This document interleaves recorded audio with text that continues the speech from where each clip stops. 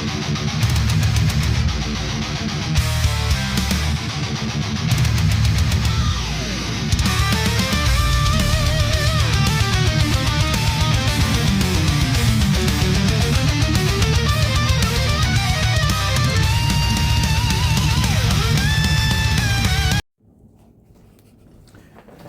everybody, welcome back to another weekly roundup plus some CDs and one record score. Give me 1 second.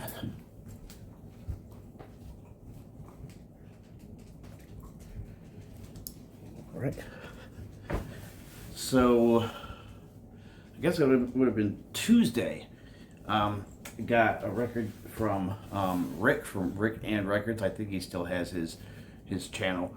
But anyway, he had asked me if I had a copy of Saxon's Sacrifice, which I did not. In fact, I don't even think I've heard this album yet. He had apparently ordered it without realizing he already had it. Still in the shrink, sent it to me. Very much looking forward to listening to this. And let's see if it's on a color. There's the insert. And it's just straight up black vinyl, which is just fine. So this is a 2017 release, I believe. I don't think it was released prior to. So I'm definitely looking forward to giving this its first spin later on today. Then I did go to Second and Charles and picked up a little CD haul. Some for myself, a couple for my son. When I get into the weekly roundup portion, not a whole lot of vinyl because this past weekend, usually it's a spin weekend when I'm off, but Saturday we went up to Charlotte to see Alice Cooper and Judas Priest along with Corrosion of Conformity, and so obviously that whole night was filled with music that was live, and so we didn't really get anything. We didn't spend anything on Saturday. And Sunday was just kind of a chill day. But so anyway, in that spirit of that show, when I went to Second and Charles, I found a couple CDs for my son. Alice Cooper, Welcome to My Nightmare, which was originally 70, I think this says 5. I have a vinyl copy of this. And I saw it and I figured, I know both my kids had an absolute blast at the show. And then I got him Judas Priest, The Essentials, and this has stuff all the way up to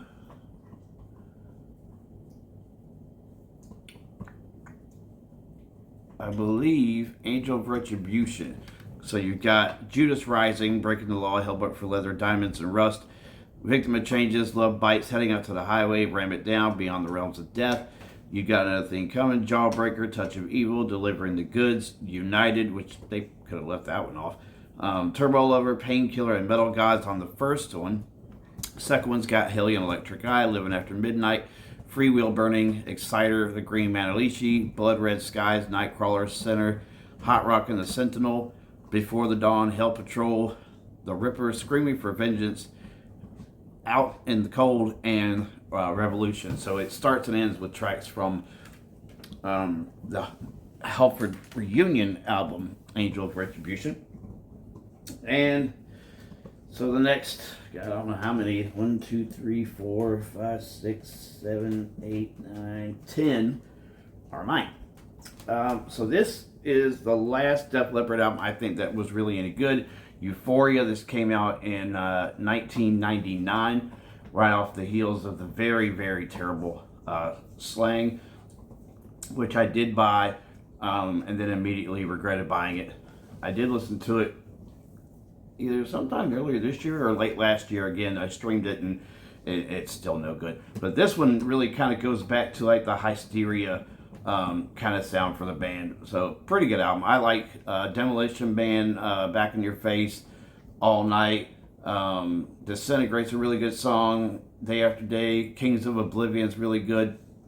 So I'd probably give this about 6.5 out of 10. Decent album. Alrighty then, so then we pull some Judas Priest, Screaming for Vengeance. Have it on vinyl, wanted to get this on CD as well.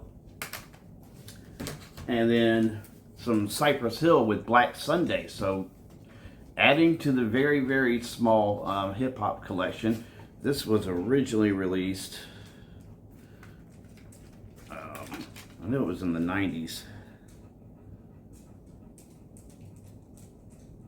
I want to say this says 93, but it might be 98. Really can't read this. So either 93 or 98.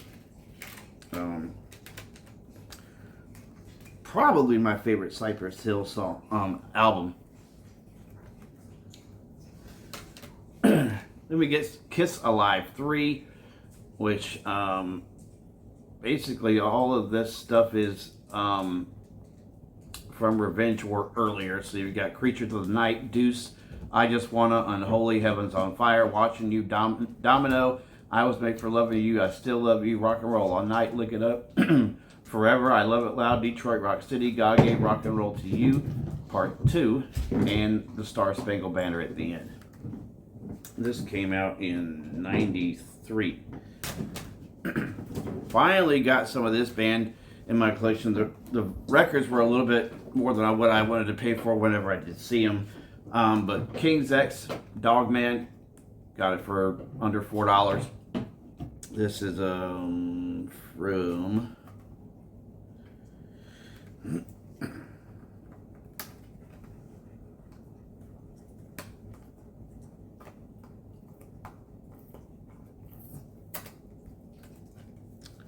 Let's see, what year? 94. And I'm not sure which number it is in their discography, but it's still a really good album. Then you have the third one from Poison, Flesh and Blood, which is a really good album. Sound changes a bit on here from the first two, but it's probably actually their best album overall. And this one came out in... I want to say like 90. Yep, 1990. Finally getting a chance to add this band. This is Volbeat. Pretty sure most of you know who they are. Beyond Hell, Above Heaven. And this came out...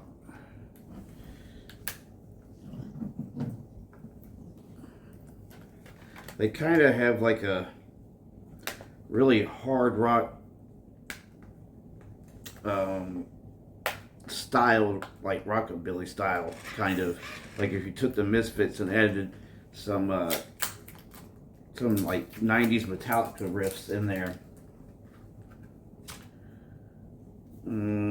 Let's see.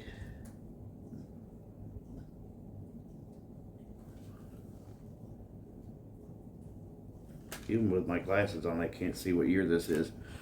But all of their stuff that I've heard is really good. One I used to have in my collection as a burn CD, but actually getting a physical copy, self-titled, only album from Pride and Glory.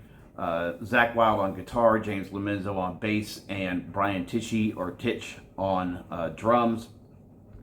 Some real kind of heavy southern rock. Really wish they had made more than one album. This came out, I want to say like 95, no, maybe 96 or 97. Let's see.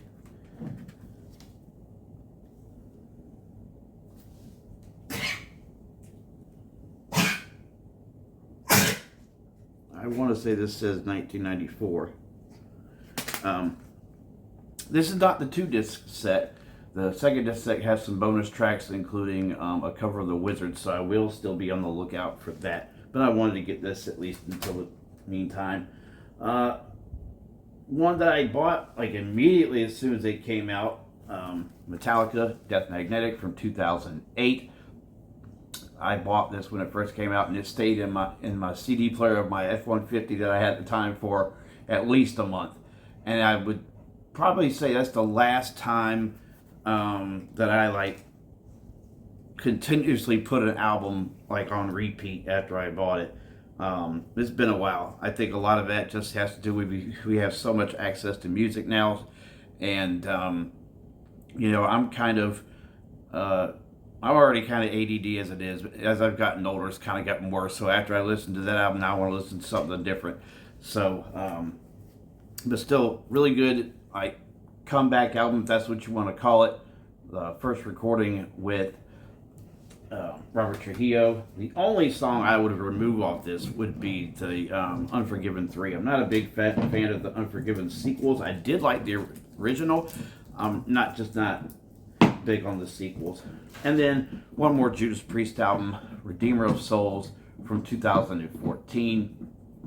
So this was like 7 years after the Nostradamus album. And so in part of that time, K.K. Downing, one of the founders of the band, had quit. He was retiring at the time. They bring in Richie Faulkner for the first time. And there's some just great songs on this. You got Dragon Knot, Halls of Valhalla is great. Sword of Damocles is good.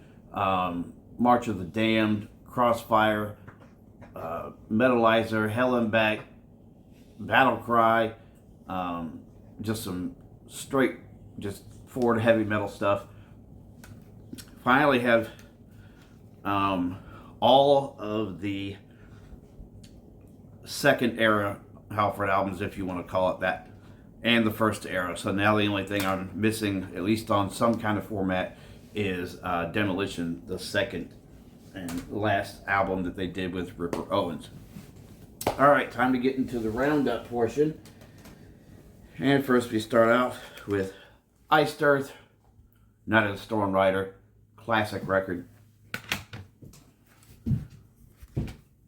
Halloween, Keeper of the Seven Keys, Part 2. We can get some death metal in here. Annihilation of the Wicked from Nile. Absolutely love this band. My favorite Anthrax album, Among the Living. And then music I listened to go pick up my son and daughter last weekend. A little S&M from Metallica. And some live AC/DC. Finished up that live AC/DC album, plus this Nirvana live in New York unplugged. That is my son's CD, actually the first CD I ever got him. Listen to, like I said, the rest of that AC/DC album and this on the way to Charlotte. And then went with some Kiss Unplugged on the way back, taking them back home on Monday. One of my favorite live albums, period. And then followed that up with some more acoustic live with Tesla, 5-man acoustical jam. Some Slayer, Christ Illusion, which I think is the best album they did since Seasons in the Abyss, in my opinion. Some more Metallica with Kill 'Em All. And some Tourniquet, Where Moth and Rust Destroy. Excellent stuff there. And to the vinyl. So from Thursday night, wait, I got one more CD apparently. Via Crucis.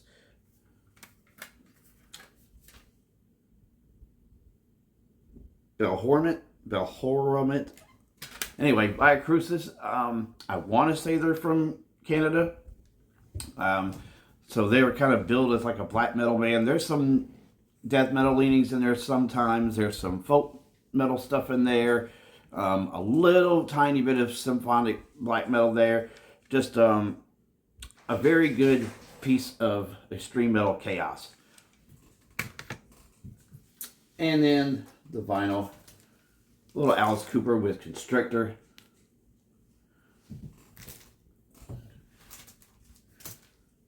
First Uriah Heep album.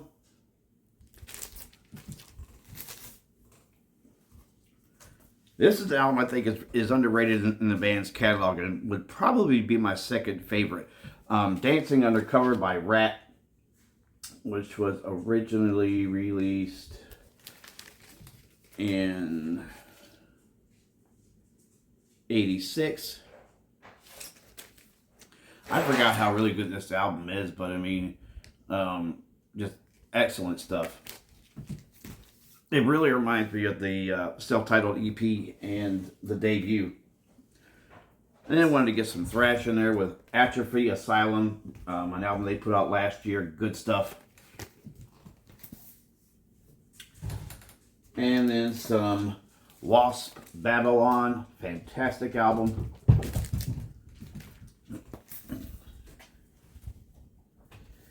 And then finished off with a couple death metal albums with Entombed, Wolverine Blues. And then some American death metal this time. Skull Grinder from the mighty Autopsy from San Francisco. So that's the weekly roundup, which took a lot less time than me showing the CDs that I bought and the Saxon record. But again, thank you for watching. Hope you got inspired on some level or another. And until next time, God bless.